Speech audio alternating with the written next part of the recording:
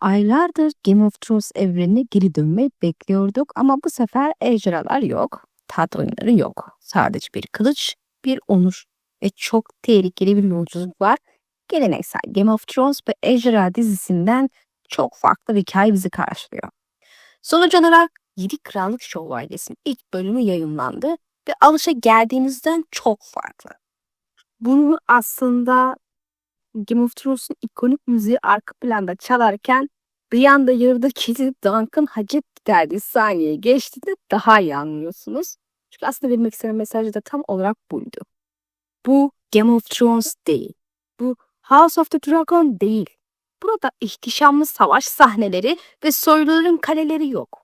Dizinin ismi bile ekranda görünürken oldukça basit bir tarz seçmiş olmaları şaşırtıcı değil yani. Rapak da zaten tüm bunlara vurgu yapmış, bunu istediğini açıklayan minvalde konuşmuştu. Ya burada o hacet gider meselesi biraz abartılı olmuş. Yani gerçekten o şekilde görmemiz şart mıydı? Ya daha ilk bölümden Duncan 2 kere totosunu gördük gerekliymiş gibi.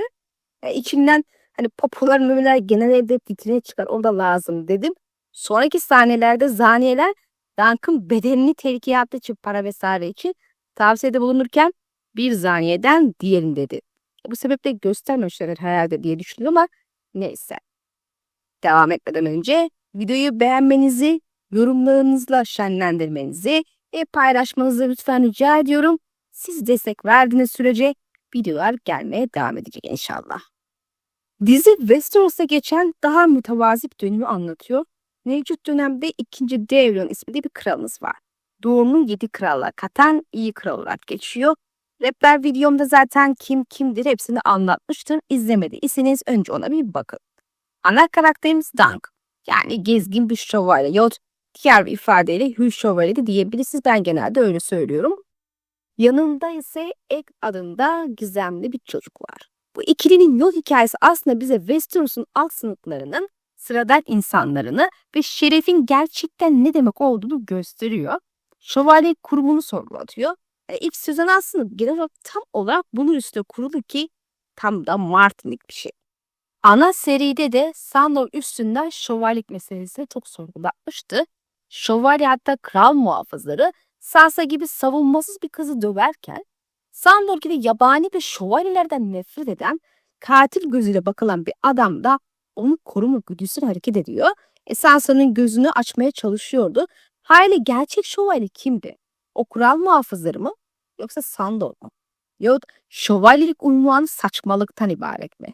Bana soracak olursanız öyle ama hikayedeki karakterlerin gözünden yorumlayalım biz. Şimdi sonda söyleyeceğim şeyleri başta söylemek istiyorum. İlk bölüme bayıldım. Kesinlikle buna ihtiyacımız varmış, çok iyi geldi. Tüm o soyların tat oyunlarından, hanedanların iç savaşlarından uzakta, daha böyle mütevazi, daha bizden bir şeyler görmek kesinlikle harika. Game of Thrones ve Ejderha dizilerinde böyle olayları yukarıdan bakıyorduk. Bu da bizde aşağıda olanlardan bir haber yapıyordu. Yani gösterilen birkaç yüzeysel sahnede ne olduğunu anlamamızın önüne geçiyordu. Misal, Ejderhaların Dans Savaşı'nın sonunda iç savaşın halk üstündeki etkisini net göremiyorduk. Bu da ister istemez onların eylemlerinin tam manası içselleştirip empati kurmamızın önüne geçen bir olay. Hatta Game of Thrones izlerken Kral Toprakları halkını aşağılayan izleyici yorumları bile görmüştüm. Dahası okuyucular arasında var bu. Bana göre kitapların dizi anlatımlarının eksikliğinden kaynaklı bir durum bu. Halkın gözünden göremiyoruz neredeyse hiçbir şeyi. Ana seride Arya'nın gözünde bazı şeyleri deneyimleme şansınız oluyor tabii ama tabii ki sonra da Brady bölümünde kısa ama gene kısmen yüzeysel bir şekilde, lakin devamlı olmadığı için içselleştirme olmuyor. 7 Krallık Şövalyesi işte bunun tam tersini başarıyor. Çünkü başrolümüz sıradan biri. Soyu biri değil, hatta muhtemelen piç kökenli bir yetimin gözünden izliyoruz her şeyi. Sir Duncan kitaplarda olduğu gibi yağmurlu bir günde vefat eden ustasını defnederken görülüyor ilk sahnede. Yağmurlu, kapalı hava, Dunk için kederli bir an, yani hava durumu bir nevi o anki ruh halini anlatan bir sahne. Belirsizlikte cabası. Çünkü yıllardır Sir Arnold'un yanında ve o şimdi öldü. Ne yapacağını bilmiyor, boşluğa düşüyor. Kısa yaşamının bir döneminde kral topraklarında yaşadı ama dünyayı Arlan ile gördü ama şimdi o da gitti. Tüm dünyayla tek başına yüzleşmek, deneyimlemek zorunda. Muhtemeldir ki Oldukça korkutucu bir an olmalı Dunk için. Kitaplarda Dunk 18 bile değildi diye hatırlıyorum ama dizide tabii yaşça daha büyük ama bana göre duygusal yönden 18 yaşlarında bir karakter. Hani masumluğunu ve deneyimsizliğini her hali hissedebiliyoruz ki bence çok şirin. Yağmur kesildiğinde gökyüzü açtığında Dunk'ın uyumadan uzunca süre ne yapacağını düşündüğünü görürüz. En azından ben uyumadığını düşünüyorum. Sonunda şövalyelik mirasını devam ettirerek şerefli oğluna inandığı yolu seçiyor. Tabii bir şövalyenin namı olmalı. Gerçekçi olursak Westeros'ta şövalyeler turnuvalarda mızrak dövüşleri ve serbest dövüşlerde oyun oynayan çocuklar misali kendini göstermek için yaşıyorlar. Nam elde etmek yegane amaçları. Savaş varsa ne ala, yoksa turnuvalar bunun için en iyi ikinci şey. Bilhassa barış dönemlerinde turnuvalar şövalye için can simidi gibi bir şey. Dunk ve 3 atı Ashford turnuvası için menzile gitme kararı alır. Burası fırtına toprakları ile sınır komşusu olan bir kasaba. Sınırda dizi izleyici açısından en çok bilinen hane Dondarrionlar var. Batısında ise Azamlordların kalesi olan Yüksekbahçe. Açıkçası onların da katıldığı düşünüldüğünde Tyrell hanesinin çadırının daha ihtişamlı ve gözü çarpacak şekilde görülmesini beklerdim. Yani ne de olsa menzili Azamlordları bunlar ama Baratheonlar daha göze çarpıcı geldi. Yani tamam o çadırla vesaire pek işimiz yok ama şu anda yani. Ama köşede bir ihtişamlı gösterseler de iyiydi. Yani sosyal siyasi şartlar düşünüldüğünde ne kadar doğru bir karar olmuş tartışılır. Ama tabii ki de çok üstüne düşünme değer bir şey değil hikaye açısından. Sadece benim gibi ayrıntıda takıntılık kişiler için önemli. Her neyse yolda durup dinlendiği anda Egg isminde bir oğlanla tanışır ve onu ilk olarak hancının oğlu zanneder. Atlarını emanet edip içeride yemek yerken ayyaş bir soylu görür. Senin rüyamda gördüm diyerek ondan hoşlanmaz, bıçağını çekerek benden uzak duracaksın diyerek odasına çıkar. Dünyaya daha yeni adım atmış Dunk için oldukça garip ve anlam verilemez bir an olduğunu tahmin edebilirsiniz. Kim olsa zaten şaşar. Bu lordu daha sonraki bölümlerde tekrar göreceğiz. Şimdilik onu odasında dinlenmede bırakalım ayasın. Dunk turnuvaya katılma isteğinden bahsederken hancı kadının sözleri de anlamlıydı. Şövalyeler de diğer erkekler gibi yumurta fiyatının dövüşle değiştiğini görmedi. Yani az önce bahsettiğim oyun oynayan çocuk misali yorumumun özeti gibi bir şey bu. Şövalyeler sadece nam için turnuva peşinde koşuyor yahut savaşlarda kılıç savuyor. Lakin halk için değişen bir şey olmuyor. Onların kılıç sallaması bir fark yaratmıyor onlar için. Haliyle şövalye kurumu neymiş diye sorarım size. Makyaj bir yalan ama tabii ki Dunk gibi şey gerçekten şerefli kişi olmadığı manasına gelmiyor. Fakat onlar bile yumurta fiyatını değiştiremiyorlar. Bu arada hancı kadının yumurta fiyatı değişmiyor. Sizin de biraz batıdaki yumurta fiyatlarının yükselmesi göz kırpma gibi yorumladım biraz Amerika'daki. Hani niyeyse aklıma ilk o geldi. Son dönemlerde böyle yumurta fiyatı artışı market enflasyondaki en bilinen sembollerden biri olmuş orada. Sanırım kuş gribi yüzünden itlaf edilen tavuklar yüzünden hani bize de sıçradıydı bu hastalık hatırlıyorsunuzdur. Ya tamamen denk geldi bilemeyeceğim. Sadece paylaşmak istedim aklıma geldi. Ashford'a geldiğinde Dunk'ın önündeki ilk engel şövalyenin kanıtlama sorunu oluyor. Olay şu ki evlilikte olduğu gibi birileri sizin şövalye olduğunuza tanık etmediyse bunu ispat etmesi pek mümkün görünmüyor. Yani kimsenin eline evlilik cüzdanı gibi şövalye kağıdı verilmediği için en azından sizi şövalye ilan eden kişinin hayatta olması gerekiyor ki size kefil olsun. Hadi öldü. Bari onu tanıyan bir başka soylu veya namlı bir şövalye kefil olsun diyeceğiz ama gelin görün ki Penetrity Sir Arlan'ı tanıyan kişi de yok. Şövalyelerin sorunu biraz da bu. Namları yok. Aslında Essos'un paralı askerlerinden çok farkları yok. Kılıçları kiralık. Eğer dizide göreceğiniz kral muhafızı Duskendale Donald gibi kısmetli ve çok iyi bir şövalye değilseniz bunun gibi sorunlarla karşılaşmanız kaçınılmaz oluyor tabii ki de. Durum böyle olunca Ashford'da 3 sene önce Dunk ve Sir Arlan Dondarrion hanesine hizmette bulunduğunu ve yakın bir dönemde olduğu için Sir Manfred Dondarrion'un onu hatırlayacağını düşünüyor. Tabi ustasıyla beraber yani haliyle kefil olacağını düşünerek yardımını istiyor lakin hatırlamıyorum diyerek geri çeviriyor. Tam bir pislik herif yani. Bilmeyenler için turnuvadan 3 sene önce Doğu'nun Kızıl Dağları'na mesken edilmiş bir Doğunlu kendine Akbaba Kralı ilan etmişti. Dondarrionlar fırtına toprakları ile Doğu toprakları arasındaki sınırda bulunuyorlar. Haliyle sınırları korumak onların işi. Manfred ve babası Akbaba Kralı isyanı bastırmak için ordu çıkarmıştı Kızıldağlara. Sir Arlan da onlara katılan hür şövalyelerden bazılarıydı. İsyan duyulmuş çünkü Dawn artık Westeros krallığının parçası olduğu için kendini kral ilan etmek taht için bir isyan olarak görülüyor.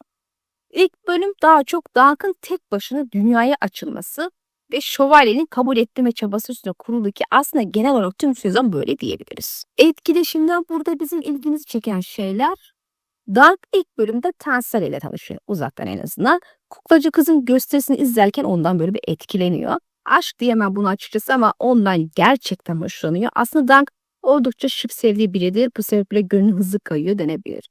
Bu arada gösteri sanırım Ayna Kalkanlı Sir Servan hakkındaydı. Kahramanlar Çağı'nda yaşadığına inanılan bir şövalye. Cihalı kalkanı kullanarak ejderha katletmiştir. Kendisi ayrıca menzili eski kralları olan Gardan'ın hanesine hizmet eden bir kral muhafızı olduğu söylenir. Yani tarihlerden önce yüksek bahçede hüküm süren aile olur. Kendisi Fatih hepsini öldürmüştü.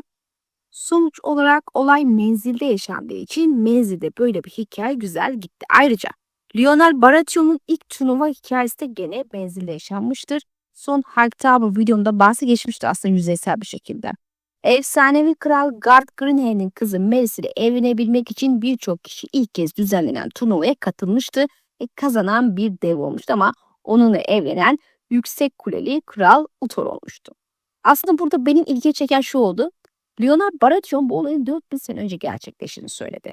Gard Greenhair'in yaşadığı dönemin Şafak Çağı ile Karamanlar Çağrısı olduğunu söylemek güvenli olabilir ama içerisinde Şafak Çağı'nın efsanesi bu. Uthor'un dönemi muam ama hanesi Şafak Çağı'nda kurulma. Hatta Stark'ın efsanevi atası Mimar Brandon'ın yüksek kule inşasına yardımcı olduğu söylenir ki sur ve kışını inşa eden kişi kendisi. Yani Uthor döneminde yaşamış ama başka anlatımlarda onunla aynı isim taşıyan oğlu olabileceği de söyleniyor. Ya demek istediğim şeyi uzatmadan söyleyeyim. İlk insanlar 12 bin yıl önce Westeros'a Şafak Çağı'nda gelmeye başladı. Kahramanlar Çağı 8 bin yıla 6 bin yıl önce yaşadığı iddia ediliyor ki uzun gecenin yaşandığı dönem bu Kahramanlar Çağı. Tabi Martin aslında bu olayın 5 bin yıl önce yaşandığını açıkladı. Yani Kahramanlar Çağı ve uzun gece 5 bin yıl önce oldu. Bu ayrıca Valeria'nın kurulduğu dönem bebek adımları atıyor da siz ilk turnuva 4000 yıl önce yaşandı derseniz o zaman Gard'ın 4000 yıl önce yaşadığını söylemiş oluyorsunuz. En iyi ihtimalle uzun gece öncesi, en kötü ihtimalle uzun gece görmüş olması beklenen bir adamın çok sonrasında yaşadığını söylersiniz yani. Ira Park'ın Martin'le çok sıkı fıkı olduğunu, yani çok sıkı çalıştığını, onun onaylamadığı şeyleri eklemediğini genel olarak biliyoruz. Tabi açıklamasını doğru kabul edip ve 4000 yıl sayısını kendi kafasından eklemediğini farz edersek. Bu durumda 4000 yıl önce açıklaması Martin'den gelmiş ise ya Gard ve benzeri karakterler sandığımız gibi çok eskilerde yaşamamış ya da ilk turnuvanın ne zaman yapıldığını resmileştirmek istemiş. Çünkü başka bir hikayede de Kaya Krallarından 2. Lorien Lannister'ın Batı topraklarındaki ilk turnuvayı düzenlediği anlatılıyor. Kendisi Andal kökenli. Turnuva ve şövalyelik genelde Andal kültürü ve inançla yapışık dördüz olduğundan daha makul bir anlatım gibi geliyor bana. Yani misal ilk insanlardan oluşan ve eski inancı koruyan kuzeyde turnuva pek yaygın değil, sevmezler. Bu bize bir şey anlatıyor olabilir. Hani yorumu da artık size bırakıyorum. Biz kaldığımız yerden devam edelim. Hazır Lionel demişken adam tam bir Baratheon, yani onun sahnesini ve eğlence düşkünü izlerken kendisinin hanesinin erkekliğini çok iyi yansıttığını düşünmeden edemiyorum. Yani en ciddi Baratheon bile zevki sefaya düşkündür. Seni sizi yanıltmasın, o standart dışı biri. Sizi bilmem. Ama Lionel Baratheon'u çok eğlenceli ve ilgi çekici buldum. Kesinlikle bölümün yıldızlarından biriydi. Tabii kitaplarda bu kadar sahnesi yok. Fakat hikayeyi doldurmak zorunda oldukları için eklemeler kaçınılmaz görünüyordu ki kesinlikle şu ana kadar kitabın ruhuna aykırı ve gidişata aykırı rahatsız edici bir ekleme yoktu. Bilakis hikaye bir şeyler katıyordu. Kendisini daha çok görmek beni kesinlikle rahatsız etmez. Çok eğlenceli geçiyor sahneleri. Yani genel sezonu anlatan son fragmanı da gördüm, izledim. Oraya bakarsak zaten daha da göreceğiz gibi. Egg ve Dunk ilişkisine gelirsek. Han'daki karşılaşma sahnesinde Egg'in annesinin öldüğünü söylemesi üstüne ailesi olmadığı izini verilmesi aynı kendisi gibi ve sonra onun da evinin kral toprakları olduğunu öğrenmesiyle iyice kendisine bağ kurmasına kayda değerdi. Hani oyuncunun açıklaması da zaten Egg'i yanında tutma kararının Egg de kendini görmesi olduğunu söylüyordu. Hani kral topraklarında büyümüş yetim başka bir Dunk. Tabii işin aslı öyle değil ama ayrıntıya girmeye gerek yok.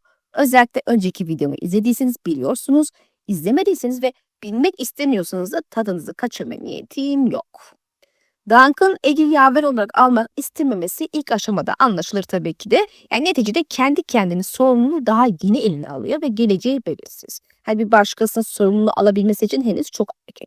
Diğer yandan Egg'in onca şövalye varken Dunk'ı seçmesi de ayrıca sorguya değer. Yani aslında yaverlik yapabileceği çok daha farklı seçenekler vardı. Ama gidip en sefilini seçiyor. Ama bence en iyi seçimi yapıyor. Hani bana kalırsa bu çok bilinçli bir seçim değil. Daha çok içten gelen bir sezgi. Bu olur, bu iyi diye. Aynen de benzer sezgileri vardı. Misal nedensiz yere Hornor'a gelen Roose Bolton'a kendi kimliğini inşa etmiyordu. Hani sezgileri ona engel olmuştu ama gönülde abisinin Sancak Bey'iydi. Şimdi Sansa olsa koşarak gider söylerdi. Sonra hop kendini Lannister'ın elinde bulurdu. Veya çok daha kötüsü olurdu. Sir Arlan ve Duncan ilişkisi de şu ana kadar en azından çok iyi yansıtılmadı. Ve onu sürekli döven, şövalye yapmaya da hiç niyeti olmayan, sadece yolda ona yaverlik etsin, yalnız kalmayın meseleleri dolaştırdığı biri gibi duruyor. Buna karşın Duncan ona saygı ve sevgi duyuyor. İlişkiler çok daha iyiymiş gibi konuşuyor. Bir kere haricinde 7 dayaklar hak ettiğini söylüyor, bilemiyorum. Şimdilik Sir Arlan'ı pek beğenmedim. Kitaplarda ayrıntılı bir ilişki resmedilmiyor. O sebeple nasıl bir kesin bir ilişkisi var, nasıl bir adam söylemek zor. Dizi içinde erken az sayılır aslında ama Duncan ondan çok daha iyi bir şövalye olduğu izlenini verdi, orası kesin. Sezon fragmanına bakacak olursak tanışmalarına kadar öğreneceğiz. Dayak yemiş sahnelerinde olduğu gibi bir çukurunda yaşayan Duncan'ı da göreceğiz. Flashback sahneler olacak yani, buna sevindim. Hepsinin Martin onaylı olduğuna güveniyorum. Bu sebeple resmi bilgi kabul edilebilir belki ama doğrudan Martin'in ya da Parker'ın ağzından duymamız gerekiyor. Genel olarak ilk bölüm umut vaat ediciydi ve beğendim. Bölümlerin kısa olması üzücü ama en azından güzel şeyler izleyeceğiz gibi. Siz ne düşünüyorsunuz? Bizimle paylaşın. Sonraki bölümde görüşmek dileğiyle. Allah'a emanet olun.